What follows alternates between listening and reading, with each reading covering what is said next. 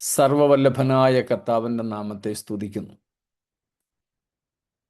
സർവശക്തിയുള്ള പിതാവും സർവത്തിൻ്റെയും സ്രഷ്ടാവും ഉടയവനുമായ അവിടുത്തെ നന്ദിയുള്ള ഹൃദയത്തോടെ വാഴ്ത്തുകയാണ്.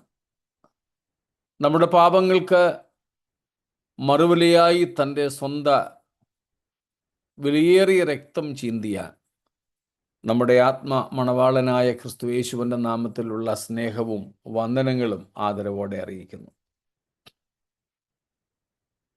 നമുക്കൊരുമിച്ച് ദൈവസന്നിധിയിൽ സന്തോഷിപ്പാൻ ഇന്നും ലഭിക്കുന്ന അവസരത്തിനായിട്ട് സ്തോത്രം.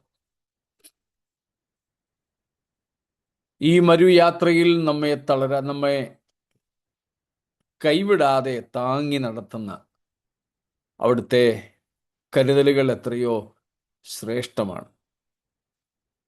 വീഴാതെ നമ്മെ തൻ്റെ ബലമുള്ള ഭുജങ്ങളിൽ വഹിക്കുന്നതിനായി ദൈവത്തിന് സ്തോത്രം.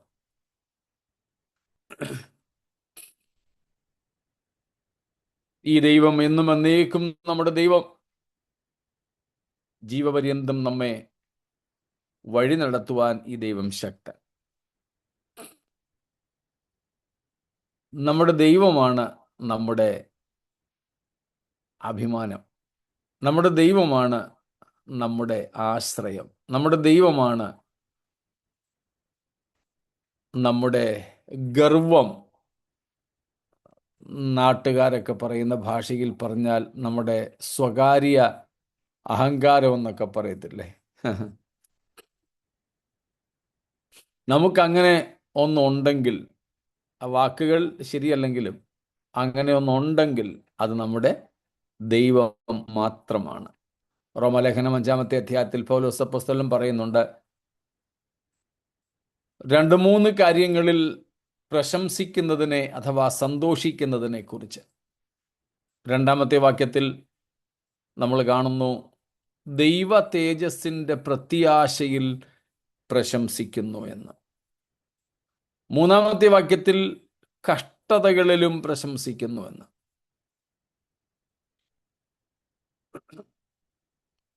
10-11 വാക്യങ്ങളിലേക്ക് വരുമ്പോൾ ദൈവത്തിൽ പ്രശംസിക്കുന്നു എന്ന്. നമ്മുടെ പ്രശംസ, സ്തോത്രം, പാട്ടുകാരൻ പറയുന്നത് പോലെ ദൈവകുഞ്ഞാടും തൻ കുരിശും മാത്രമായി തീരട്ടെ. നമ്മുടെ എല്ലാവരുടെയും പാപങ്ങളെ തൻ്റെ ശരീരത്തിന്മേൽ, തൻ്റെ ജഡശരീരത്തിന്മേൽ ഏറ്റുകൊണ്ട് ക്രൂശിന്മേൽ കയറി നമ്മുടെ പാപങ്ങൾക്ക് പരിഹാരം വരുത്തിയ ആ ദൈവകുഞ്ഞാട് മരിച്ച ആ ക്രൂശും തന്നെ നമ്മുടെ സന്തോഷം, നമ്മുടെ അഭിമാനമായി തീരട്ടെ. ദൈവത്തിന് സ്തോത്രം. നമ്മൾ പഠിച്ചുകൊണ്ടിരിക്കുന്ന എബ്രായ ലേഖനം 2-ാമത്തെ അധ്യായം, നാം അതിൻ്റെ 1-2 വാക്യങ്ങളാണ് കഴിഞ്ഞ ശനിയാഴ്ച ധ്യാനിച്ച് നിർത്തിയത്. സ്തോത്രം. 1-ാമത്തെ വാക്യത്തിൽ നിന്ന് പ്രധാനമായും 2 കാര്യങ്ങൾ നമ്മൾ കണ്ടു. നാം ഒഴുകിപ്പോകരുത്. സ്തോത്രം. 2-ാമത്തേത്, നാം കേട്ടത് അധികം ശ്രദ്ധയോടെ കരുതിക്കൊള്ളണം. സ്തോത്രം. കാറ്റും മഴയും ഒക്കെയുള്ള സമയത്ത് നമ്മൾ കുടയൊക്കെ പിടിച്ചുകൊണ്ട് പോകുമ്പോൾ എത്ര സൂക്ഷ്മത്തോടാണ് നമ്മൾ ആ കുട പിടിച്ചിങ്ങനെ വെക്കുന്നത്.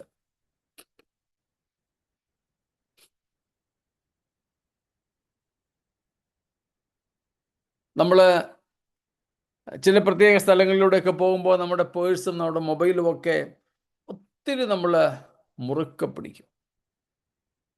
ഇതുപോലെ നാം കേട്ടത് മുറുക്കെ പിടിച്ചുകൊള്ളണം, വിട്ടുകളയരുത്. സ്തോത്രം. അതിന് ദൈവം നമ്മെ സഹായിക്കട്ടെ എന്ന് പറഞ്ഞ് ആ 1-ാം വാക്യം വിടുകയാണ്. അപ്പോൾ അതുകൊണ്ട് നാം വല്ലപ്പോഴും ഒഴുകിപ്പോകാതിരിക്കേണ്ടതിന് കേട്ടത് അധികം ശ്രദ്ധയോടെ കരുതിക്കൊള്ളുവാൻ ആവശ്യം ആയിരിക്കുന്നു എന്ന ഭാഗം നമ്മൾ കണ്ടു. അവിടം വരെയുള്ളതിൽ എന്തെങ്കിലും ചോദ്യങ്ങളുണ്ടോ?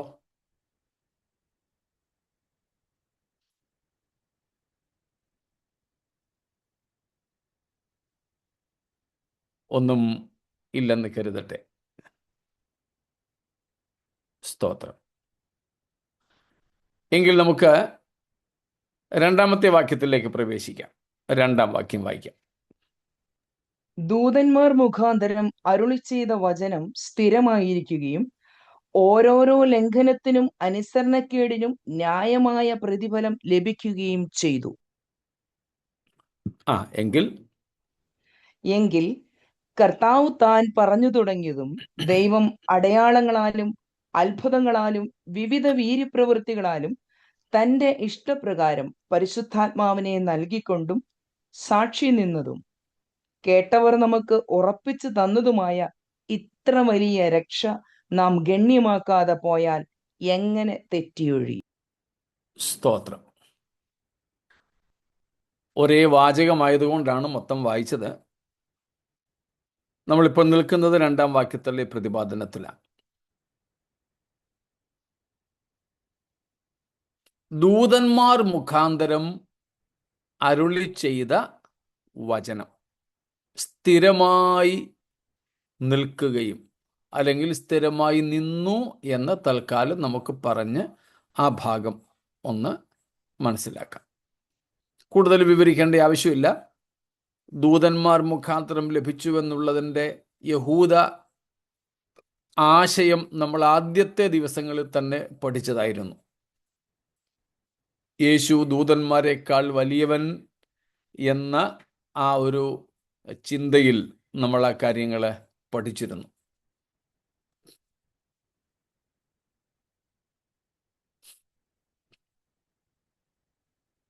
നമുക്ക് മറ്റ് വിശദീകരണങ്ങൾ കൂടാതെ തന്നെ അവിടെ നിന്നും മനസ്സിലാക്കുവാൻ സാധിക്കുന്നതാണ്, ദൂതന്മാർ മുഖാന്തരം അരുളി ചെയ്ത വചനം എന്ന് പറയുന്നത് നമ്മുടെ പഴയ നിയമമാണ്, യഹൂദ ബൈബിൾ. അതും പ്രത്യേകിച്ച് കുറച്ചുകൂടെ അടുത്തേക്ക് ആഴത്തിലേക്ക് ഇറങ്ങിയാൽ അത് മോശയിക ന്യായപ്രമാണത്തെക്കുറിച്ചാണ് പറയുന്നത്. ദൂതന്മാർ മുഖാന്തരം അരുളി ചെയ്ത വചനം. മോശ ദൈവത്തിൻ്റെ കയ്യിൽ നിന്നും കൽപ്പലകകൾ വാങ്ങിയതാണ് പ്രതിപാദനം. കൽപ്പലകകളിൽ ദൈവം തൻ്റെ സ്വന്തം വിരലുകൾ കൊണ്ട് എഴുതിയ 10 കൽപ്പനകൾ. സ്തോത്രം. ദൈവം തന്നെ ചെത്തി ഉണ്ടാക്കിയ, ദൈവത്തിന് അങ്ങനെ പ്രത്യേകിച്ച് പണിയൊന്നും ചെയ്യേണ്ട ആവശ്യമില്ല എന്തെങ്കിലും ഉണ്ടാകാൻ. പിന്നെ നമ്മുടെ ഭാഷയിൽ അങ്ങ് പറയുകയാണ് കൈകൊണ്ട് ചെത്തി ഉണ്ടാക്കിയ കൽപ്പലകകൾ എന്നൊക്കെ. തമ്പുരാൻ്റെ കയ്യിൽ അങ്ങനെയുള്ള ആയുധങ്ങളൊന്നും ഇല്ല, വേണ്ടാത്തത് കൊണ്ട് വെക്കാത്തതാണ്. അപ്പോൾ ഇല്ല എന്നാൽ പിന്നെ അടുത്ത മാസത്തെ ശമ്പളം കിട്ടുമ്പോൾ ഒരായുധം ദൈവത്തിന് മേടിച്ചു കൊടുത്തേക്കാം എന്നൊന്നും നമ്മൾ വെക്കണ്ട. ദൈവത്തിന് ഒന്നും ആവശ്യമില്ല. ദൈവം മനസ്സ് വെച്ചാൽ തന്നെ കാര്യങ്ങളങ്ങ് നടക്കും. മനസ്സ് വെച്ചാൽ മതി എന്ന് വെച്ചാൽ ഇച്ഛിച്ചാൽ മതി.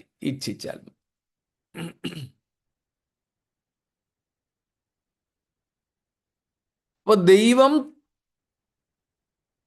സ്വയം തയ്യാറാക്കിയെടുത്ത കൽപ്പലകകൾ, അതിൽ സ്വന്തം വിരലുകൾ കൊണ്ട് എഴുതിയ കൽപ്പനകൾ, 10 കൽപ്പനകൾ അവിടെയാണ്.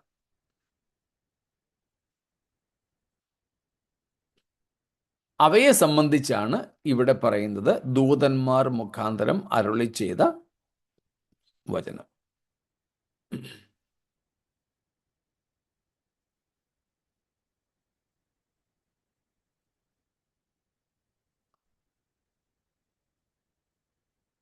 മോശയുടെ ന്യായപ്രമാണം, നമ്മുടെ പഴയ നിയമം, യഹൂദന്റെ ബൈബിൾ, യേശുക്രിസ്തുവിൻ്റെ ഉൾപ്പെടെയുള്ള തിരുവെഴുത്തുകൾ, യേശുക്രിസ്തു ഉൾപ്പെടെ വേദപുസ്തക വ്യക്തികളൊക്കെ ഉപയോഗിച്ച ദൈവത്തിൻ്റെ വചനം.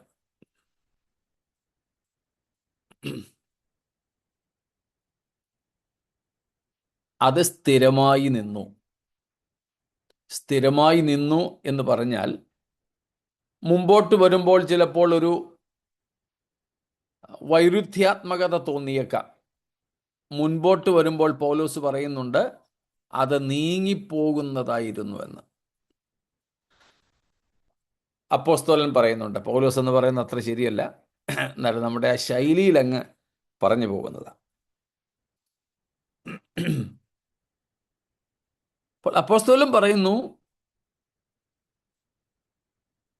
മുമ്പോട്ടുള്ള എബ്രായ ലേഖനത്തിലെ തന്നെ അധ്യായങ്ങളിൽ പഴയ നിയമം മാറിപ്പോകുന്നതാണ്. പക്ഷെ ഇവിടെ പറഞ്ഞിരിക്കുന്നു അത് സ്ഥിരമായി നിൽക്കുന്നു. അപ്പോൾ എന്താ രണ്ടിൻ്റെയും അർത്ഥം? രണ്ട് അർത്ഥങ്ങളാണോ ഉള്ളത്?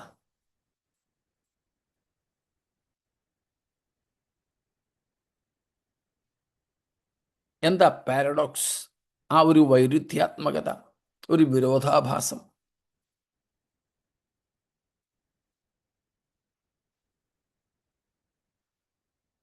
പഴയ നിയമം മാറിപ്പോകുന്നതുമാണ്, സ്ഥിരമായി നിൽക്കുന്നതുമാണ്. ഇതാണ് സത്യം.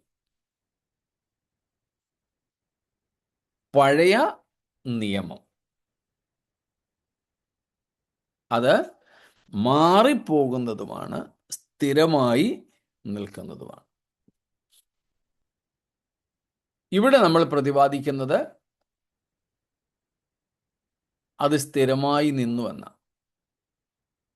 എന്താ അതിൻ്റെ അർത്ഥം?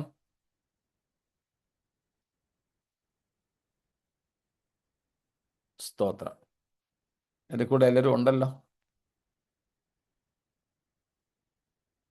കർത്താവായ യേശുക്രിസ്തു അത് സ്ഥിരമാക്കി എന്നുള്ളതാണ്. യേശുക്രിസ്തുവിൻ്റെ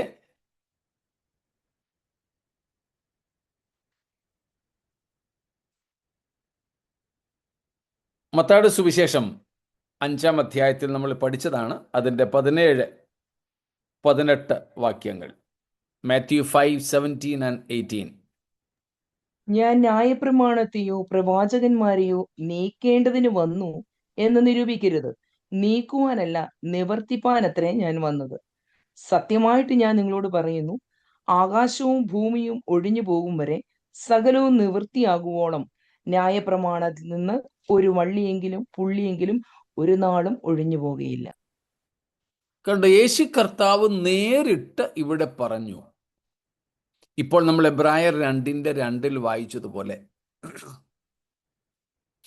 ദൈവത്തിൻ്റെ വചനം അത് നീങ്ങിപ്പോകുന്നില്ല, അത് സ്ഥിരമായിരിക്കുന്നു. ഇതേ ആശയമാണ്, രണ്ടും ഒരേ ആശയമാണ്. എന്ന് വെച്ചാൽ തിരുവെഴുത്തുകൾക്ക് മാറ്റമില്ല. തിരുവെഴുത്തുകൾക്ക് മാറ്റമില്ല.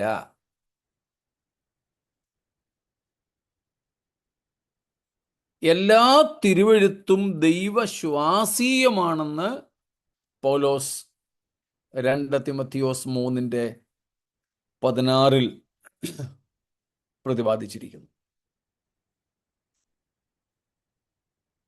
എല്ലാ തിരുവെഴുത്തും ദൈവശ്വാസീയം. ദൈവശ്വാസീയമായത് ഒരു കാലത്തും നീങ്ങിപ്പോകുന്നില്ല.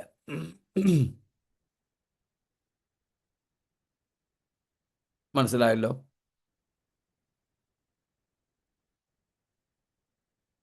അതുകൊണ്ട് തന്നെയാണ് ഇന്നും നമ്മൾ പഴയ നിയമം ഉപയോഗിക്കുന്നത്.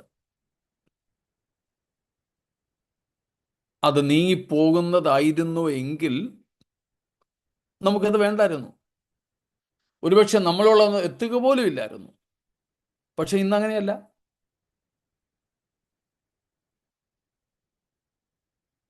അപ്പോൾ അത് സ്ഥിരമായി നിൽക്കുന്നു. ദൈവത്തിൻ്റെ വചനത്തിന് മാറ്റമില്ല. ആകാശവും ഭൂമിയും ഒഴിഞ്ഞു പോകും. സ്തോത്രം. എന്നാൽ ദൈവത്തിൻ്റെ വചനത്തിന് വള്ളിക്കും പുള്ളിക്കും പോലും വ്യത്യാസമില്ല. സ്തോത്രം. നമ്മുടെ മലയാളത്തിലേതുപോലെ അതിനേക്കാളേറെ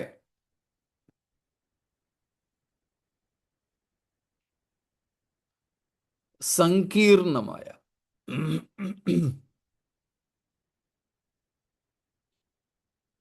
ആ സുസ്ഥിരമായ,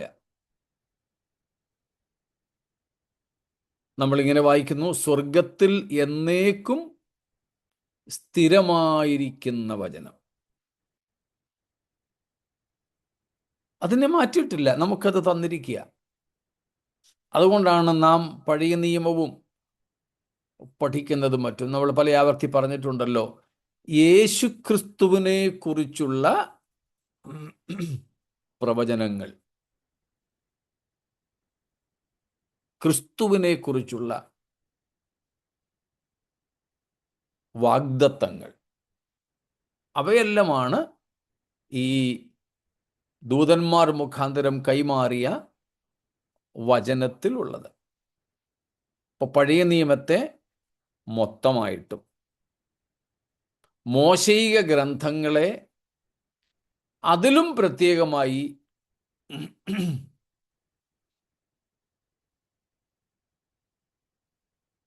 മോശയ്ക്ക് ദൈവം എഴുതി കൊടുത്ത 10 കൽപ്പനകൾ അല്ലെങ്കിൽ ന്യായപ്രമാണം ആണ് ഇവിടെ ഉദ്ദേശിക്കുന്നതെന്ന് 3 സാധ്യതകൾ നമ്മൾ കണ്ടു. ആ 3 സാധ്യതകളും ശരിയാണ്. സ്തോത്രം. പിന്നെ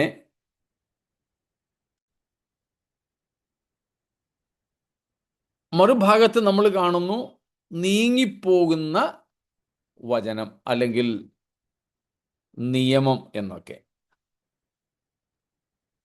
നീങ്ങിപ്പോകുന്നതെന്ന് പറഞ്ഞാൽ അതിനെ കൊള്ളത്തില്ലെന്നും വേണ്ടെന്നും പറഞ്ഞ് മാറ്റിവെക്കുകയല്ല ചെയ്യുന്നത്. പിന്നെ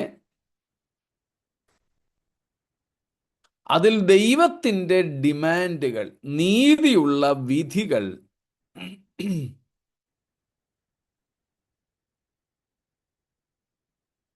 നിവർത്തിക്കുകയാണ് ചെയ്തത്. അതിൻ്റെ പൂർത്തീകരണം.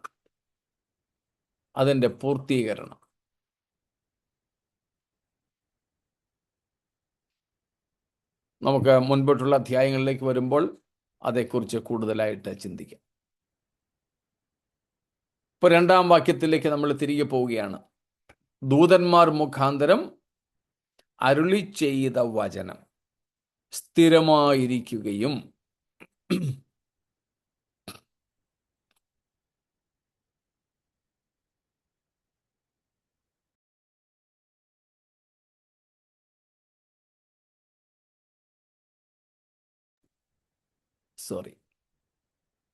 അപ്പോൾ ദൂതന്മാർ മുഖാന്തരം അരുളി ചെയ്ത വചനം സ്ഥിരമായിരിക്കുന്നു.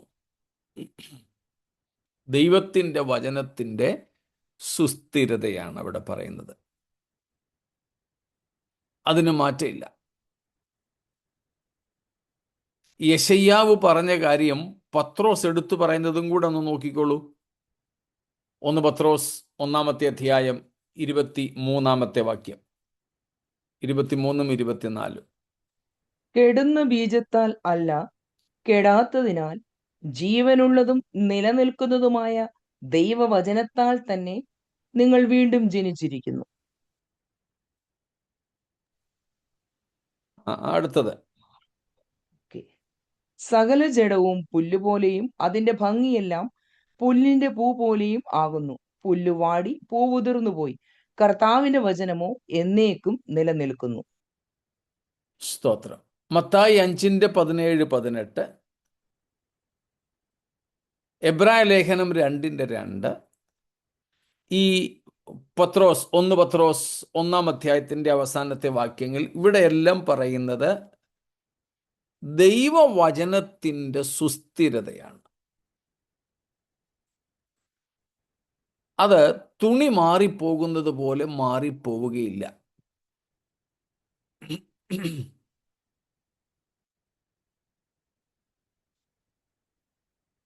തുണി പഴകുന്നത് പോലെ ദൈവത്തിൻ്റെ വചനം മാറുന്നില്ല.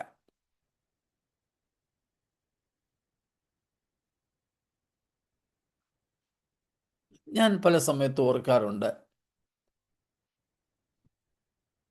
ഏതാണ്ട് ഏകദേശം ഇപ്പം 4000 കൊല്ലത്തോളം ആകുന്നു, 3500 ചില്ലുവാനും വർഷമായി ദൈവത്തിൻ്റെ വചനം എഴുതപ്പെട്ട വചനം നമുക്ക് ലഭിച്ചിട്ട്. എന്ന് വെച്ചാൽ അതിലെ ആദ്യത്തെ പുസ്തകങ്ങൾ. അന്ന് ദൈവം വെച്ച നിയമങ്ങൾ ഇന്നും ഈ ഉത്തരാധുനിക തലമുറയിലും എത്രമാത്രം യോജ്യമായതാണ്. നിങ്ങളും ചിന്തിക്കുന്നുണ്ടാവുമെന്ന് ഞാൻ കരുതുന്നു. നൂറ്റാണ്ടുകൾ എത്ര പോയി, തലമുറകൾ എത്ര കഴിഞ്ഞു, പക്ഷേ ദൈവത്തിൻ്റെ വചനം ഇതുവരെ പഴഞ്ചനായിട്ടില്ല.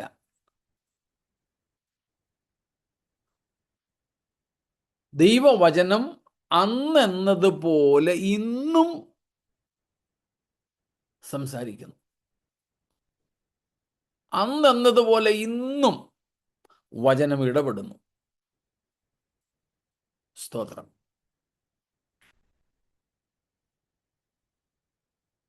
അപ്പൊ ഇവിടെ പറയുന്നത്, സകല ജഡവും പുല്ലുപോലെയും അതിൻ്റെ ഭംഗിയെല്ലാം പുല്ലിൻ്റെ പൂ പോലെയുമാകുന്നു. പുല്ലുവാടി പൂ ഉതിർന്നു പോയി. സ്തോത്രം. എന്നാൽ കർത്താവിൻ്റെ വചനം എന്നേക്കും നിലനിൽക്കുന്നു. സ്തോത്രം. 23-ാമത്തെ വാക്യത്തിലും വചനത്തെപ്പറ്റി പറയുന്നത് വളരെ വിചിത്രമാണ്. കെടാത്ത ബീജം, ജീവനുള്ള ബീജം. ദൈവത്തിൻ്റെ വചനത്തെ വിത്ത് അഥവാ ബീജത്തോടാണ് ഉപമിച്ച് പറയുന്നത്. ദൈവവചനത്തെ പലതിനോടും ഉപമിച്ചിട്ടുണ്ട്. പ്രധാനമായിട്ടും ഉള്ള ഉപമകളിൽ ഒന്നാമത്തേത് ഇവിടെ പറയുന്നത്, ദൈവവചനം വിത്തിനോട് ഉപമിക്കപ്പെട്ടിരിക്കുന്നു. ആ വിത്ത് എങ്ങനെയുള്ള വിത്ത? നമ്മൾ വിത്തിന് വേണ്ടി മാറ്റിവെക്കുന്ന ധാന്യങ്ങൾ ആ കൃത്യ ഇടവേളയ്ക്കകം പാകിയില്ലെങ്കിൽ, അല്ലെങ്കിൽ വിത്ത് വിതറിയില്ലെങ്കിൽ, പിന്നെ അത് സ്തോത്രം പുഴുങ്ങിയോ പൊടിപ്പിച്ചോ ഒക്കെ തിന്നാനേ പറ്റൂ. പിന്നെ അത് വിതറിയാൽ അതിൻ്റെ ഉൾക്കാമ്പ് പുറത്തു വിടുവാനുള്ള ആരോഗ്യം ഇല്ലാതെ നശിച്ചു പോകുന്നു. ഈ ലോകത്തിലെ വിത്തുകൾ അതിനൊക്കെ ഏകദേശം 1 വർഷത്തെ ആയുസാവുള്ളൂ, പൊതുവെ അങ്ങേയറ്റം പോയാൽ. അതിനു മുമ്പ് തന്നെ ആയുസ് തീരുന്ന വിത്തുകളും ഉണ്ടാവും. എന്നാൽ ദൈവവചനം, അവിടെയും ദൈവവചനം എന്ന് പറയുന്നത് പഴയ നിയമത്തെയാണ്. ദൈവവചനം എന്ന ആ വിത്ത്, സ്തോത്രം, അത് പഴകുന്നില്ല. പഴകും തോറും അതിൻ്റെ ഉൾക്കാമ്പിന് കേട് സംഭവിക്കുന്നില്ല. സ്തോത്രം. Praise God. അപ്പോൾ അതിനെക്കുറിച്ച് പറയുന്ന പ്രത്യേകതകളാണ്: കെടാത്ത ബീജം, ജീവനുള്ള ബീജം, നിലനിൽക്കുന്ന ബീജം. സ്തോത്രം. ദൈവവചനത്തിൻ്റെ പ്രവൃത്തി. നമ്മൾ പണ്ടൊരിക്കൽ പറഞ്ഞ കാര്യം ഓർമ്മ കാണുമല്ലോ. ദൈവവചനം അഥവാ സുവിശേഷം എന്ന് പറയുന്നത് ഒരു ആറ്റം ബോംബ് പോലെയാണ്. ഇപ്പം കൊണ്ടിടുന്നു, ഒരു പിടുത്തമില്ല. ഇട്ടവനും വിചാരിച്ചു പോയി.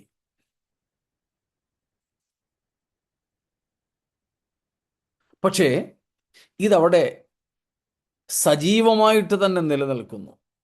കേൾവിക്കാരുടെ ഉള്ളങ്ങളിൽ കൃത്യ സമയങ്ങളിൽ അത് പ്രവർത്തിക്കുന്നു.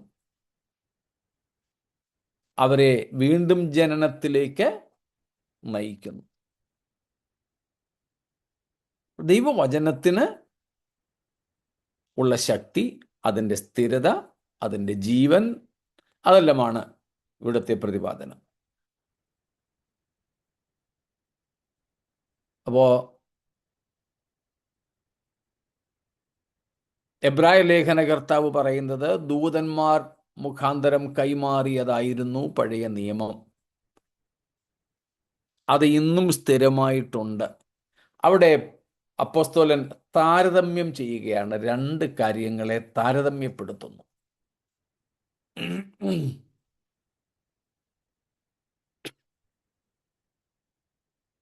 എന്തിനെയൊക്കെയാ? രണ്ട് നിയമങ്ങളെ, രണ്ട് വചനങ്ങളെ.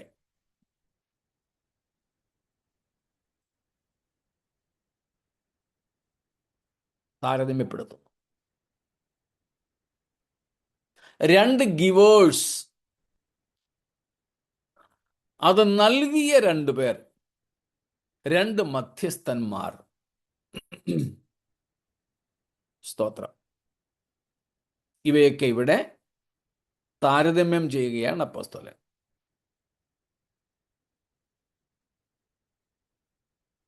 അപ്പോൾ ദൂതന്മാർ മുഖാന്തരം അരുളി ചെയ്ത വചനം സ്ഥിരമായി നിൽക്കുന്നു.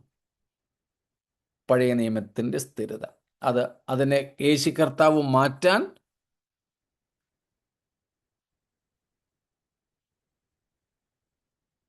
യേശു കർത്താവ് ഫുൾഫിൽ ചെയ്യാൻ, മാറ്റാനല്ല വന്നത്.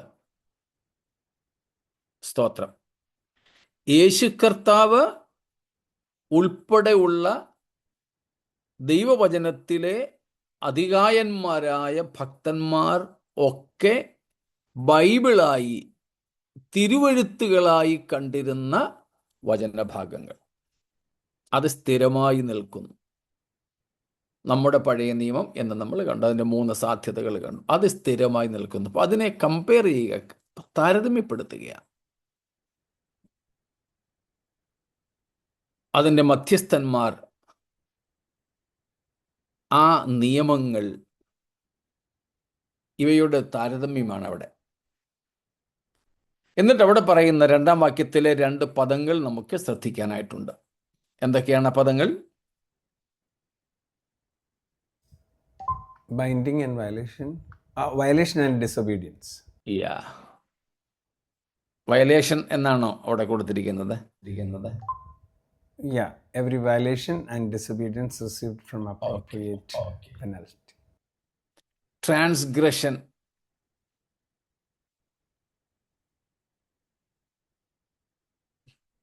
Yes, Pastor. Transgression ഉണ്ട്. Transgression or disobedience. അപ്പോൾ 2 കാര്യങ്ങൾ, 2 പദങ്ങൾ അപ്പോസ്തലൻ അവിടെ പ്രയോഗിക്കുന്നു. ഈ പഴയ നിയമം, നമ്മൾ വിളിക്കുന്ന പഴയ നിയമം, ഈ ന്യായപ്രമാണം കൈപ്പറ്റി, നമ്മൾ നേരത്തെ പറഞ്ഞതാണല്ലോ, ദൂതന്മാർ മോശയ്ക്ക് ഈ ന്യായപ്രമാണം കൈമാറി എന്ന് എങ്ങും കാണുന്നില്ല.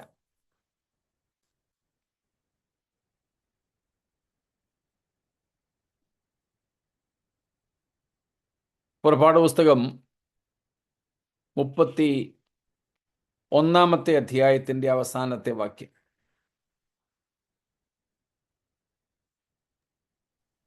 അവൻ സീനായി പർവ്വതത്തിൽ വെച്ച് മോശെയോട് അരുളി കഴിഞ്ഞ ശേഷം ദൈവത്തിന്റെ വിരൽ കൊണ്ടെഴുതിയ കൽപ്പനകളായ സാക്ഷ്യപലക രണ്ടും അവന്റെ പക്കൽ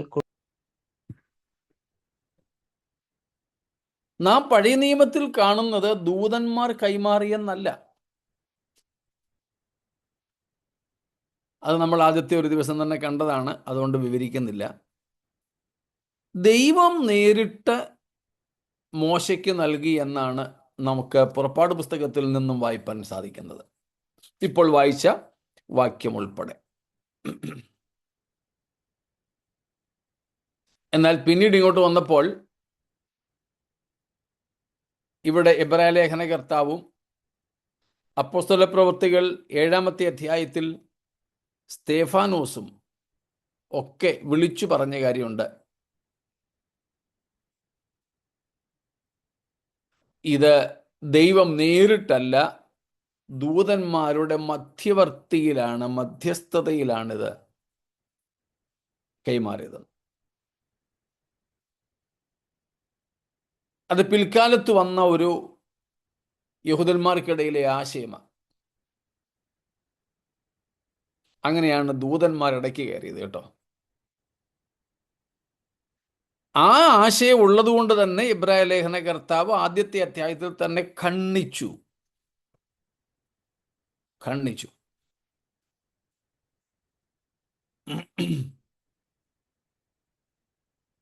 ഖണ്ഡിച്ചിട്ട് പറയുകയാണ്,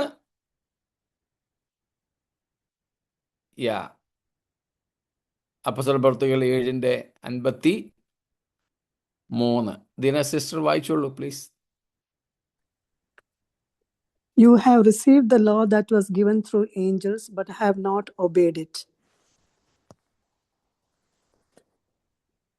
അവിടെയും സ്തേഫാനോസ് ഇക്കാര്യമാ പറയുന്നത്. ദൂതന്മാരുടെ കയ്യിൽ നിന്നും കൈപ്പറ്റി ന്യായപ്രമാണമൊക്കെ കൈപ്പറ്റി, നിങ്ങളത് അനുസരിച്ചില്ല. അപ്പോൾ ഇവരുടെ ചിന്താഗതി അനുസരിച്ച് ദൂതൻ മുഖാന്തരം കൈമാറിയ, ദൈവം നേരിട്ട് കൊടുക്കാതെ ഇരുന്ന ആ ന്യായപ്രമാണത്തിൻ്റെ ഓരോ ലംഘനത്തിനും അനുസരണക്കേടിനും എന്താ കിട്ടിയത്? For each one യോഗ്യമായ പ്രതിഫലം കിട്ടി. Just punishment. They received it. കണക്കിന് കിട്ടിയെന്നർത്ഥം, നീതിയോടെ കിട്ടിയെന്നർത്ഥം, ന്യായമായി കിട്ടിയെന്നർത്ഥം. ദയോടെയല്ല, സ്നേഹത്തോടെയല്ല. സ്തോത്രം.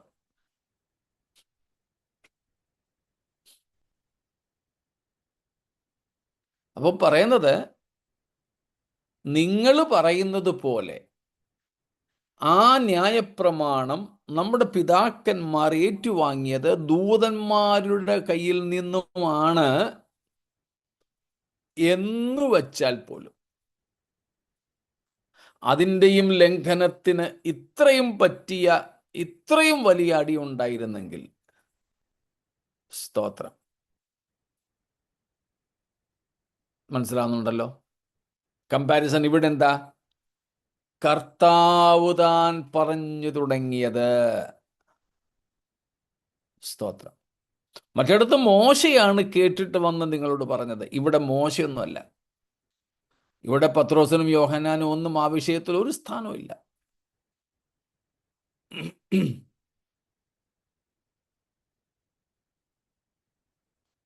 മനസ്സിലാവുന്നുണ്ടല്ലോ ഇത്രയും കാര്യങ്ങളിൽ എന്തെങ്കിലും വിശദീകരണം?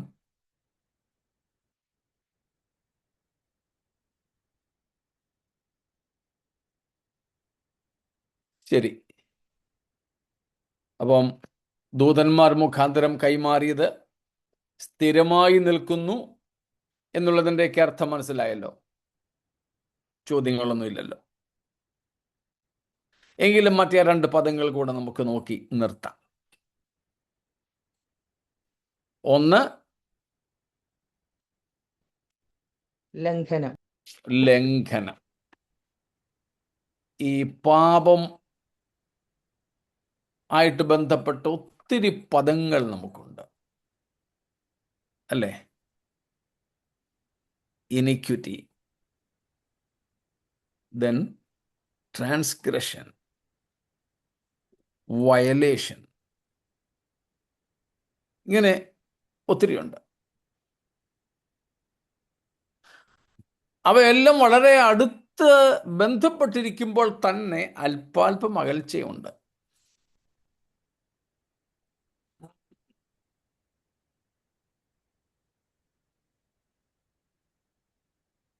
ഇവ രണ്ടും തമ്മിലുള്ള വ്യത്യാസമോ സാമ്യമോ ഒന്ന് പറഞ്ഞ് നമുക്കങ്ങ് വിടാം.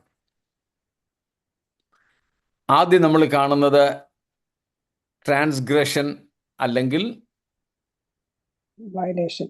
വയലേഷൻ. ട്രാൻസ്ഗ്രഷൻ അല്ലെങ്കിൽ വയലേഷൻ.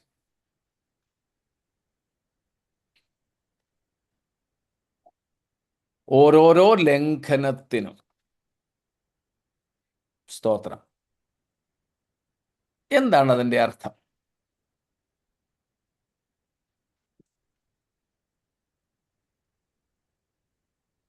അവിടെ ഈ വയലേഷന് വേണ്ടിയിട്ട് അല്ലെങ്കിൽ ഈ ട്രാൻസ്ഗ്രഷന് വേണ്ടിയിട്ട് കൊടുത്തിരിക്കുന്ന മൂലപദം പാരാബേസിസ് എന്നുള്ളതാണ്. പാരാബേസിസ്, PARA,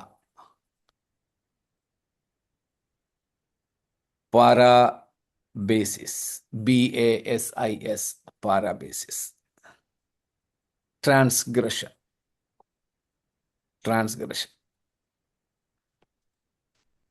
ഈ പാരാബേസിസ് എന്നതിൻ്റെ അർത്ഥം മുറിച്ചു കടക്കുക,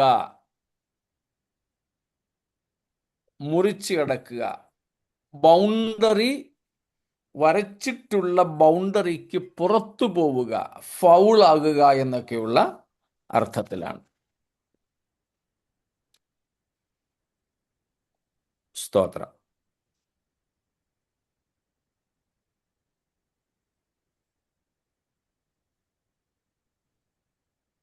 ഇപ്പം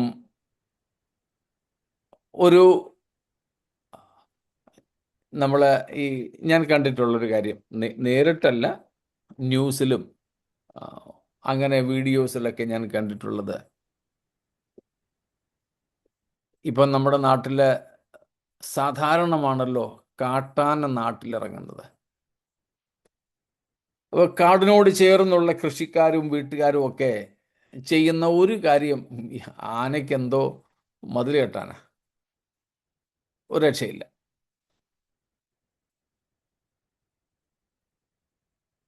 പിന്നെ സർക്കാർ തന്നെ അല്ലെങ്കിൽ വനം വകുപ്പ് തന്നെ അനുവദിച്ചിട്ട് അവർ ചെയ്യുന്ന ഒന്നാണ് ഈ ഇലക്ട്രിക് കമ്പി വലിച്ചു കെട്ടുക. ആന ഭയങ്കര ബുദ്ധിമാനാണല്ലോ. ഇപ്പം ഒന്ന് പതിയെ തൊട്ട് നോക്കും, ഷോക്ക് അടിക്കുമ്പോൾ മാറും. പിന്നീട് ഇവൻ ചെയ്യുന്നത് ഞാൻ കണ്ടിട്ടുണ്ട്, ഒന്നുകിൽ ഈ കമ്പിയുടെ മുകളിലൂടെ ഇവൻ കാലകത്തി വെച്ചു പോകും, ഇല്ലെങ്കിൽ തുമ്പിക്കൈ കൊണ്ട് ഇത് വച്ചിരിക്കുന്ന കല്ലോ അല്ലെങ്കിൽ ഈ എന്താണ് പറയുന്നത്, ഈ തൂണുകളൊക്കെ ഉണ്ടെങ്കിൽ ഈ ഇലക്ട്രിസിറ്റി പാസ് ചെയ്യുന്ന വയറുകൾക്ക് ഇടയിലൂടെ തുമ്പിക്കൈ ചെറുതാക്കി വെച്ച് തള്ളിയിട്ടിട്ട് ഈ വീണ് കിടക്കുന്ന ഇലക്ട്രിക് കമ്പിയെ കവച്ചു വെച്ച് പോകും. പാരാബേസിസ്. സ്തോത്രം. നമ്മുടെ ഒക്കെ ജീവിതത്തിന് ദൈവം അതിരുകളും വരമ്പുകളും വെച്ചിട്ടുണ്ട്. എന്തിനാ? ലംഘിക്കാൻ പാടില്ല. ആ വര വരച്ചെങ്കിൽ ആ വരയ്ക്കപ്പുറത്തേക്ക് പോകാൻ പാടില്ല. പക്ഷേ ലംഘനം എന്ന് പറഞ്ഞാൽ എന്താണ്?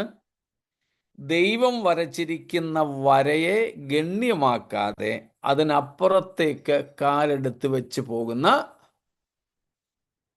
സ്തോത്രം. മനസ്സിലാവുന്നുണ്ടല്ലോ? പാരാബേസിസ്. ദൈവം വെച്ചിരിക്കുന്ന അതിർവരമ്പുകൾ നാം ലംഘിച്ചുകൂടാ. സ്തോത്രം.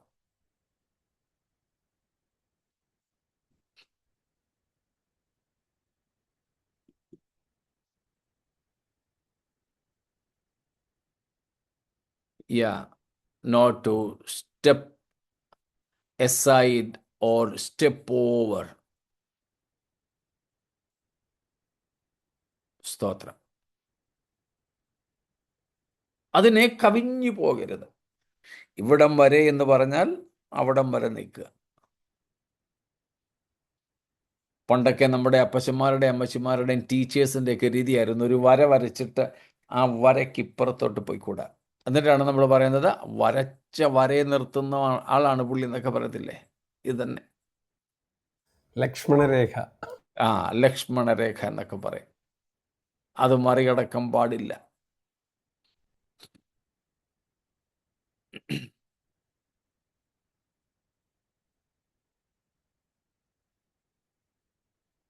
അതാണ് ലംഘനം. സ്തോത്രം.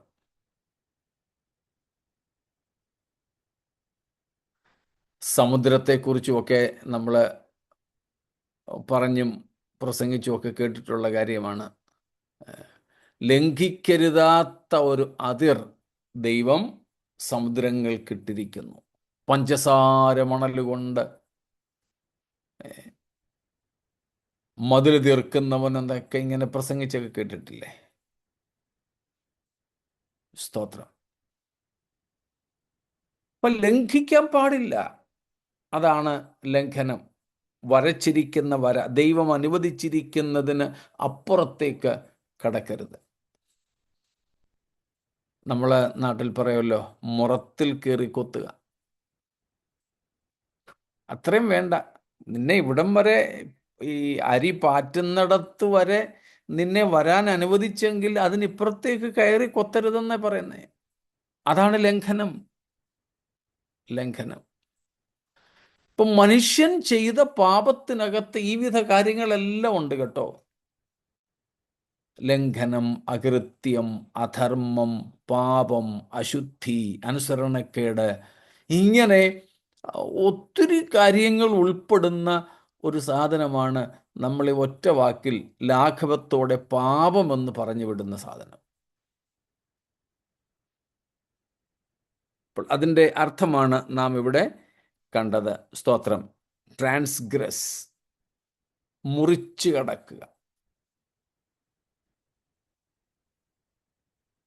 കവിഞ്ഞു പോവുക. നാം ഒന്നോർത്ത് നോക്കിക്കേ, നമ്മുടെയൊക്കെ ജീവിതത്തിൽ രക്ഷിക്കപ്പെട്ടതിന് ശേഷവും എത്രയോ പ്രാവശ്യം നമ്മൾ ആ രേഖ മുറിച്ചു കടന്നു. സ്തോത്രം. അത് പാടില്ല. നമുക്കറിയാം, ഒരാളിൻ്റെ ഒരു ഓഫീസ് ഉണ്ടെങ്കിൽ, ഒരു മാനേജർ പോസ്റ്റോ ക്ലറിക്കൽ പോസ്റ്റോ ആകട്ടെ, അവർക്കിരിക്കാൻ ഒരു കസേരയും ഒരു ചേംബറും ഒക്കെ ഉണ്ട്. നമ്മൾ ചിലപ്പോൾ അവരെക്കാൾ വലിയവരായിരിക്കും, പ്രായം കൊണ്ടോ സ്ഥാനം കൊണ്ടോ ബഹുമാനം കൊണ്ടോ ഒക്കെ. നമ്മൾ ചെല്ലുമ്പം ചിലരുണ്ട്, ഇവിടെ വന്നിരുന്നാട്ടെന്ന് പറയും. ഈ കഴിഞ്ഞിടയ്ക്ക് ഞാൻ എവിടെയോ ഒരു ഓഫീസിലോ മറ്റോ ചെന്നപ്പോൾ അദ്ദേഹത്തിൻ്റെ ഒരു ഒരു ഒരു ബിസിനസ് സ്ഥാപനത്തിലാണ് ഞാൻ ചെന്നത്. അവർ സ്വന്തമായിട്ട് നടത്തുന്ന ബിസിനസ് സ്ഥാപനം. അവിടെ അവർക്ക് ഇരിക്കാൻ വേണ്ടിയിട്ട് മേശയുടെ അപ്പുറത്ത് അല്പം വലിയ കസേരയൊക്കെ ഇട്ടിട്ടുണ്ട്. ഞാനവിടെ ചെന്നിട്ട് കസ്റ്റമേഴ്സിന് ഇരിക്കാൻ ഉള്ളിടത്ത് ഇരുന്നത്. അവർ പറഞ്ഞു, ഈ അവിടെ അല്ല പാസ്റ്റർ, ഇവിടെ വാ.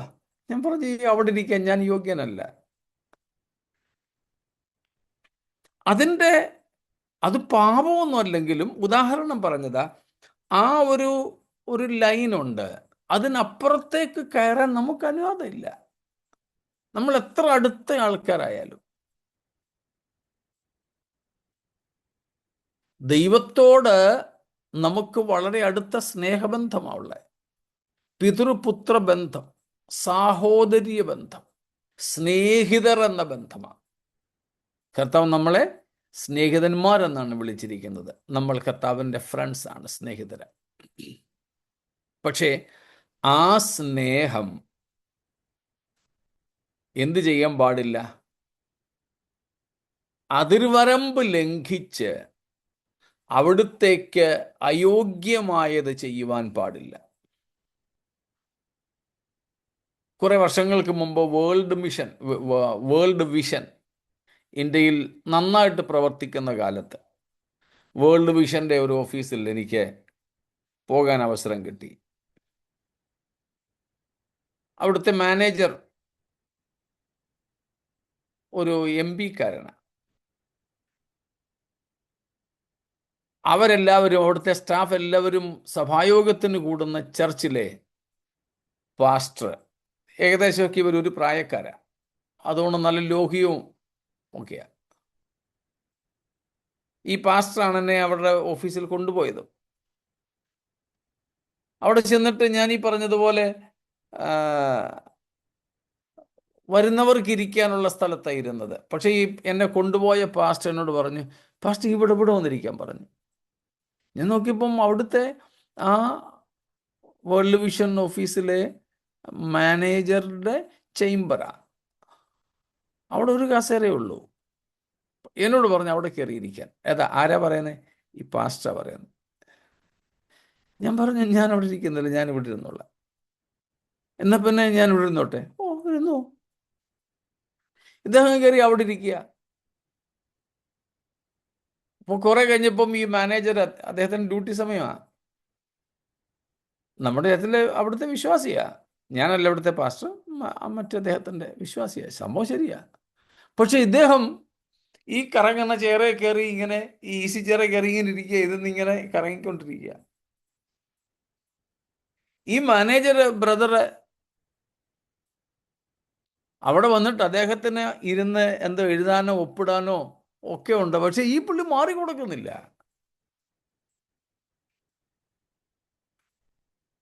എനിക്ക് ചിരിയും വിഷമവും ദേഷ്യവും ഒക്കെ വരുന്നുണ്ട്. അന്ന് തന്നെ ഈ മാനേജർ എന്നെ മാറ്റി നിർത്തിയിട്ട് എന്നോട് പറഞ്ഞു, ഈ പുള്ളി ഇവിടെ മിക്കവാറും ഓഫീസിൽ വരുമ്പോഴെല്ലാം ഇതാ ചെയ്യുന്ന പരിപാടി. എനിക്ക് എൻ്റെ പണി ചെയ്യാൻ എൻ്റെ ടേബിൾ കിട്ടത്തില്ല. ശരിയാ, ചർച്ചിൽ വരുമ്പം ഞാൻ പാസ്റ്റർ, അദ്ദേഹം വിശ്വാസി. പക്ഷെ അദ്ദേഹത്തിൻ്റെ ഓഫീസിൽ ചെല്ലുമ്പോൾ അദ്ദേഹത്തിൻ്റെ സ്ഥാനത്തെ മാനിക്കണം. ആ അതിർവരമ്പ് ലംഘിക്കാൻ പാടില്ല. പണ്ടൊക്കെ അപ്പന്മാരുടെ മുമ്പിൽ മക്കള് ഇരിക്കത്തില്ലായിരുന്നു. അപ്പന്മാർ വളരെ കുറച്ചേ സംസാരിക്കുള്ളൂ. സ്നേഹം ഇല്ലാഞ്ഞിട്ടൊന്നുമല്ല. മക്കളോടങ്ങ് അടുത്താൽ അവര് ഈ പറഞ്ഞതുപോലെ ആ വയ്ക്കേണ്ട ആ ഒരു ലൈൻ,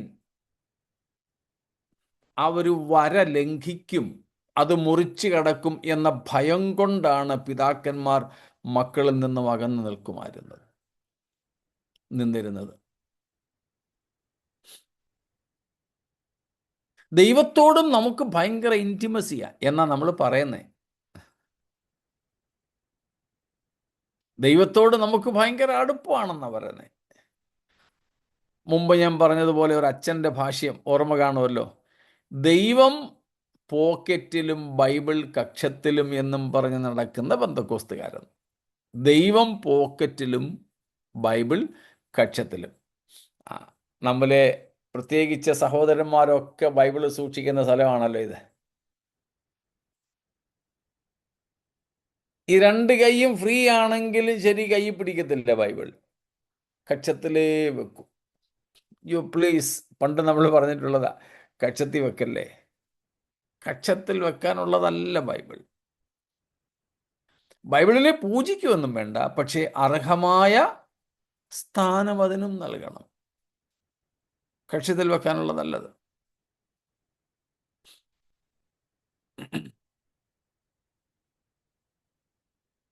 അപ്പോൾ ദൈവത്തോടുള്ള ആ ഇൻറ്റിമസി, ദൈവത്തോടുള്ള നമ്മുടെ ആ അടുപ്പം ഒരിക്കലും ദൈവകൽപ്പനകളെ, ദൈവത്തിൻ്റെ പെർമിഷൻസിനെ, ദൈവത്തിൻ്റെ അനുവാദങ്ങളെ ഒന്നും ലംഘിക്കുന്നതിന് കാരണമാകരുത്, മുറിച്ചു കടക്കുന്നതിന് കാരണമാകരുത്, കവച്ചു വയ്ക്കുന്നതിന് കാരണമാകരുത്.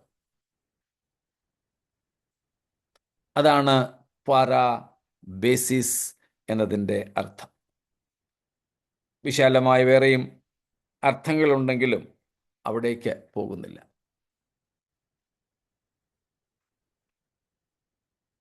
സ്തോത്രം. മറ്റൊരു പദമാണ് ഡിസൊബീഡിയൻസിന് വേണ്ടി അവിടെ കൊടുത്തിട്ടുള്ളത്. സ്തോത്രം. അനുസരണക്കേട്. അനുസരണക്കേട്. അതിനുവേണ്ടി അവിടെ കൊടുത്തിട്ടുള്ളത് പാരാക്കൊയി. പാരാക്കൊയി, PARA KO ലോങ് ഇ, പാരാക്കൊയി എന്നുള്ള പദമാണ്. വേറെയും പദങ്ങളുണ്ട്, പക്ഷേ ഇവിടെ കൊടുത്തിട്ടുള്ള പദം അതാണ്. ഡിസൊബീഡിയൻസ് അഥവാ അനുസരണക്കേടിന് വേറെ പദങ്ങളും ഗ്രീക്കിലുണ്ട്, പക്ഷേ ഇവിടെ തർജ്ജമ ചെയ്തിരിക്കുന്നത് ഈ ഒരു പദമാണ്, പാരാക്കൊയി. പാരാക്കോയുടെ അർത്ഥം ഹിയറിംഗ് അമിസ്. ഹിയറിംഗ് അമിസ്.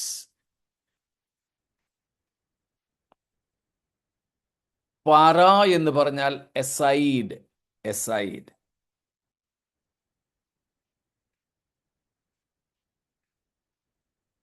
അക്കോ, to hear. അപ്പം പാരാക്കോയി എന്ന് പറഞ്ഞാൽ മനഃപൂർവമായി കേൾക്കാതിരിക്കുന്ന, അശ്രദ്ധ കാണിക്കുന്ന ഒരു സംഗതി. Imperfect hearing. Imperfect hearing.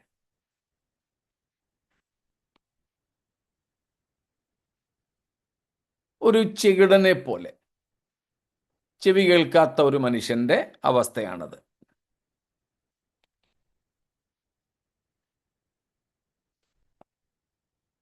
അതിനോടൊപ്പം തന്നെ യഥാർത്ഥത്തിൽ ആള് ചെവി കേൾക്കാത്തയാളല്ലെങ്കിലും, ബധിരനല്ലെങ്കിൽ, ചെകിടനല്ലെങ്കിലും, it's about a careless hearing.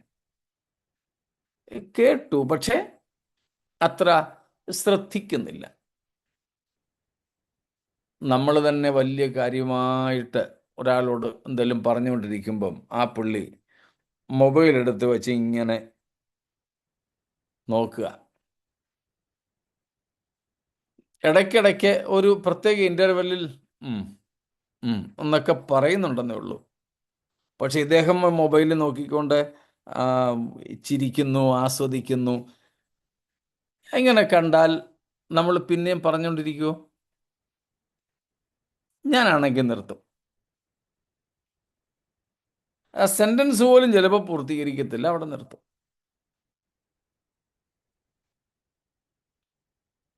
Careless hearing. Careless hearing. അശ്രദ്ധമായ ഒരു കേൾവി. ഇൻഅറ്റൻഷൻ. അശ്രദ്ധയോടെയുള്ള കേൾവി. സ്തോത്രം.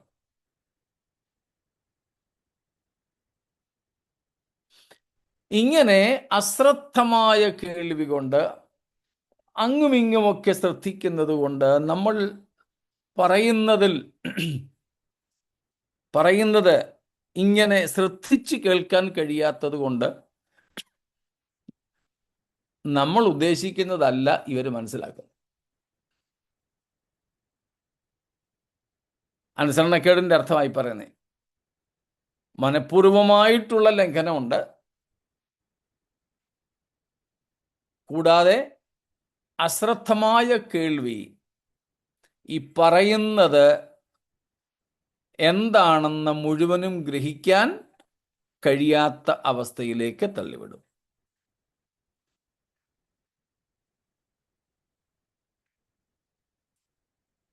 ഇന്ന് ഞാൻ ബൈബിൾ സ്കൂളിൽ ക്ലാസ് എടുത്തപ്പം വിഷയത്തോടനുബന്ധിച്ച് ചില ചോദ്യങ്ങളൊക്കെ വന്നു.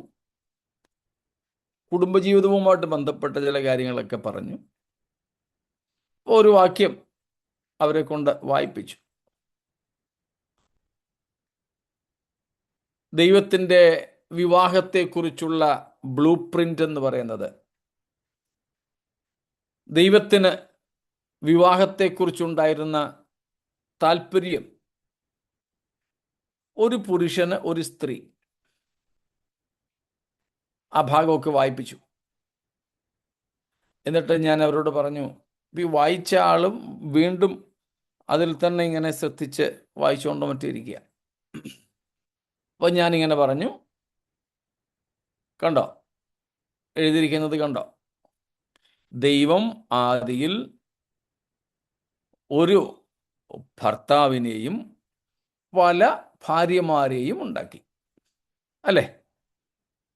ആ വായിച്ച ആള് ഉൾപ്പെടുന്നുണ്ട്. ആ, അതെ അതെ.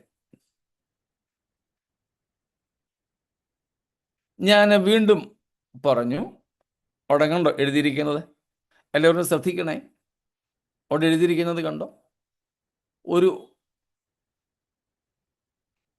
സ്ത്രീയെയും ഭർത്താക്കന്മാരെയും ഉണ്ടാക്കി. ആ, അതെ, അല്ലേ, അങ്ങനല്ലേ എഴുതിയിരിക്കുന്നത്? ആ, ആന്നു സാറേ, ആന്നു.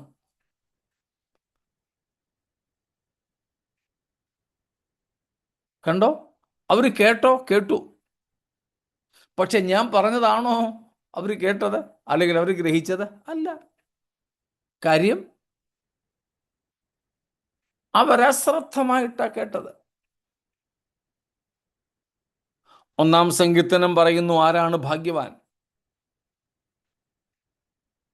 യഹോവയുടെ ന്യായപ്രമാണത്തിൽ സന്തോഷിച്ച് അവൻ്റെ ന്യായപ്രമാണത്തെ എല്ലാ ഞായറാഴ്ച രാവിലെ തോറും ധ്യാനിക്കുകയും ചെയ്യുന്നവൻ, അല്ലേ? രാപ്പകൽ. സ്തോത്രം. അയ്യോ, ഈ വചനവും ഞാൻ പല സഭകളിലും പറഞ്ഞിട്ടുള്ളപ്പോൾ, അതെ, ആമീൻ, അശ്രദ്ധമായിട്ടുള്ള കേൾവി, ഇതിൻ്റെ പേരാണ് അനുസരണക്കേട്. അശ്രദ്ധമായി കേൾക്കുന്നു, അതുകൊണ്ട് എല്ലാം കേൾക്കുന്നില്ല, ഗ്രഹിക്കുന്നില്ല.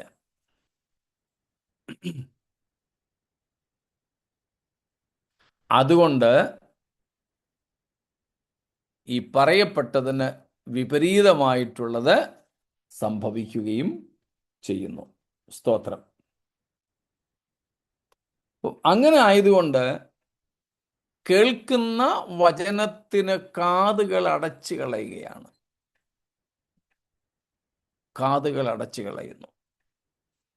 അങ്ങനെ കാതുകൾ അടച്ചു കളയുന്നത് ദൈവം നമ്മോട് പറയുന്നത് കേൾക്കുവാനും അനുസരിക്കുവാനും പറ്റാത്ത അവസ്ഥയിലേക്ക് എത്തുന്നു.